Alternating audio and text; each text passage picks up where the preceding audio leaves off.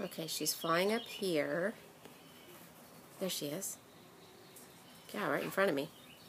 And I scared her away. So let me go away. But see the big pile of twigs at the bottom? And then we put a little box in the middle to catch her twigs if she wanted to stay under the shelter of our patio there. But I can't figure what she's doing because that is a huge, huge pile of twigs. And I don't know where she thinks she's going to put her baby. Or babies. See if she'll come back.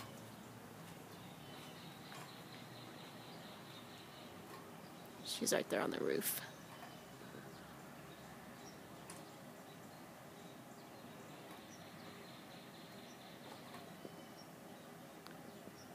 Go ahead, Mama. I'm not going to mess with you.